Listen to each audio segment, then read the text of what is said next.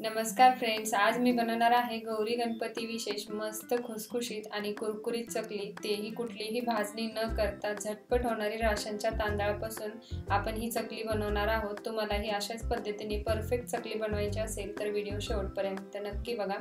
इथे मी फुटाणा डाळ घेतलेली आहे किंवा याला डाळवे असेही म्हणतात। जर तुमची थोडीशी सादळी गेलेली असेल तर याला थोडं कढईमध्ये लो फ्लेम वरती याला गरम करून घ्यायचे। जास्त भाजत बसायची गरज नाही। आता इथे माझे डाळवे व्यवस्थित होते म्हणजेच खुसखुशीत होते, त्यामुळे याला मी भाजणार नाहीये।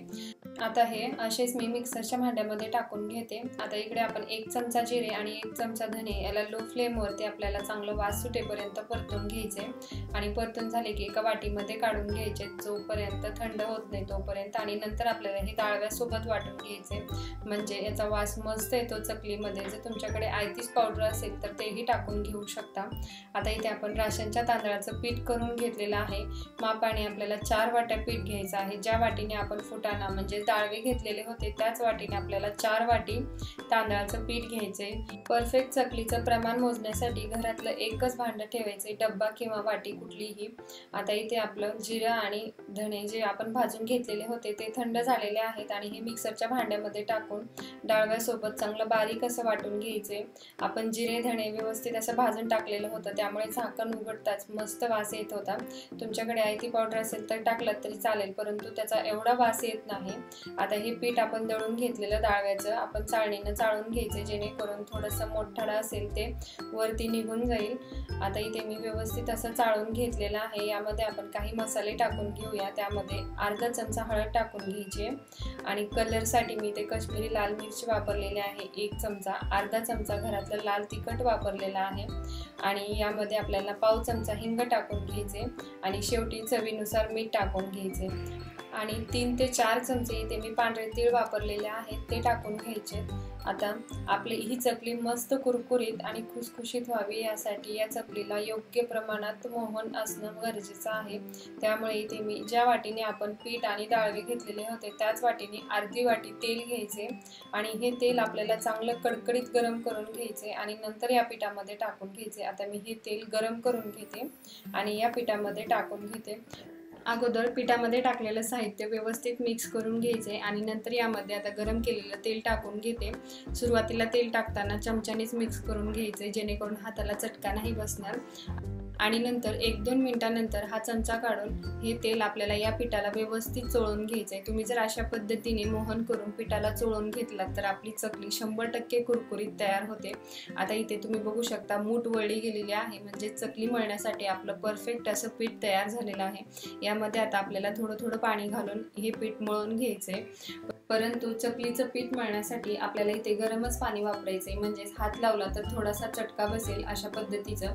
आता इथे सुरुवातीला थोडं करून पाणी चमच्याने मिक्स करून घ्यायचे आणि नंतर चमचा काढून हातानेच मिक्स करून घेते। मला हाताला थोडेसे चटके बसत होते, तेवढे काही नाही। जर तुम्हाला हाताने मळता येत नसेल तर मग सुरुवातीचं पाणी तुम्ही कडकडीत उकळून घ्या, अर्ध्या प्रमाणात पाणी टाका आणि नंतर मग कोमट पाण्याने हे पीठ व्यवस्थित तिंबून घ्या। आता इथे म्हणलं तर मला 2.5 वाटी पाणी लागलेलं होतं, परंतु तुम्हाला कमी जास्त लागू शकतं। आता हे पीठ मी थोडं पाणी टाकून व्यवस्थित मळून घेते। भाकरीच्या पिठाप्रमाणेच आपल्याला हे पीठ मळून घ्यायचे। आता इथे माझं पीठ व्यवस्थित मळून झालेलं आहे। याच्यावरती झाकण ठेवून आपण हे 10-15 मिनिटं भिजत ठेवायचे। 10-15 मिनिटांनंतर आपल्या चकलीसाठी परफेक्ट असं पीठ भिजून झालेलं आहे। आता तुमच्या शेवग्यामध्ये जेवढं पीठ बसेल तेवढं घ्यायचं आणि नंतर याला पाटावरती थोडंसं मऊ करून घ्यायचे। आता शेवग्याला कुठल्या ठिकाणी सोऱ्या म्हणतात, कुठे शेवगा म्हणतात, आमच्या इकडे काठी शेव आणि शेव करायच्या मशीनला शेवगा म्हणतात। आता इथे तुम्ही बघू शकता पिठाची कन्सिस्टन्सी कशी आहे, जशी आपण भाकरीचं पीठ मळतो ना तशाच पद्धतीचं हे पीठ आहे। आता याचा मी लांबसर असा गोळा करून घेतलेला आहे जेणेकरून शेवग्यामध्ये घालायला आपल्याला सोपं जाईल। आता मी शेवग्याला व्यवस्थित आतमधून तेल लावून घेते आणि ताटलीलाही अशाच पद्धतीने तेल लावून घ्यायचे जेणेकरून पीठ शेवग्याला चिटकणार नाही आणि चकलीची प्लेट लावताना व्यवस्थित चेक करून लावायची, उलटी किंवा सवाशी। आता इथे मी प्लेट लावून घेतलेली आहे आणि हा पिठाचा गोळा जो आपण तयार करून ठेवलेला होता तो शेवग्यामध्ये टाकून घ्यायचे आणि हाताने दाबून आपल्याला व्यवस्थित हे पीठ भरून घ्यायचे। जर तुम्ही हे पीठ व्यवस्थित दाबून भरून नाही घेतलं तर मग चकली करताना मध्येच तुटली जाते कारण यामध्ये हवा बसते त्यामुळे। आता इथे तुम्ही बघू शकता चकली आपली किती मस्त परफेक्ट तयार होत आहे न तुटता। आणि काटेरी अशी चकली तयार झालेली आहे। चकलीचं पीठ परफेक्ट तिंबलं की मग चकली आपली मस्त अशी तयार होते। म्हणजेच पीठ जर तुम्ही जास्त पातळ तिंबलात तर मग चकली म्हणावी अशी काटेरी होत नाही आणि जर तुम्ही जास्तच घट्ट तिंबलात तर मग चकली करताना तुटली जाते। आता इथे मी अशाच पद्धतीने बाकीच्या राहिलेल्या म्हणजे जेवढ्या आपल्याला सुरुवातीला तळून घ्यायच्या तेवढ्या चकल्या मी करून घेते आणि शेवटी आपल्याला जो चकलीचा शेवट आपण तोडून घेतो ना तो व्यवस्थित चकलीला जोडून घ्यायचे।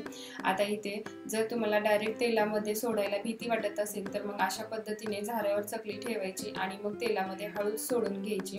आता इथे मी हाताने सगळ्या चकल्या म्हणजे या तेलामध्ये जेवढ्या चकल्या बसतील तेवढ्या मी हाताने सोडून घेते आणि याला आपल्याला तळून घ्यायचे। चकली तळण्यासाठी तेल हे एकदम कडक गरम करायचे सुरुवातीला आणि नंतर थोड्याशा चकल्या तेलामध्ये सेट झाल्या की मग मीडियम गॅस करून ह्या चकल्या तळून घ्यायच्या। जर तुम्ही सुरुवातीला लो फ्लेमवरती म्हणजेच तेल कमी गरम असेल तर मग चकली तेलामध्ये विरघळली जाते आणि ती तेलकट होते। त्यामुळे सुरुवातीला तेल आपल्याला चांगलं गरम करून घ्यायचे आणि नंतर मग कमी गॅस करून ह्या चकल्या आपल्याला सोनेरी रंगावरती तळून घ्यायच्यात। आता इथे आपली चकली परफेक्ट अशी तळली गेलेली आहे। ते कसं समजायचं, चकली व्यवस्थित तळली गेली की मग त्याचे बुडबुडे थोडेसे कमी होतात आणि चकलीचा कलरही चेंज होतो। आता इथे परफेक्ट अशी चकली तयार झालेली आहे म्हणजे तळून झालेली आहे। याला मी काढून घेते आणि राहिलेल्या बाकीच्या चकल्याही मी अशाच पद्धतीने तळून घेते।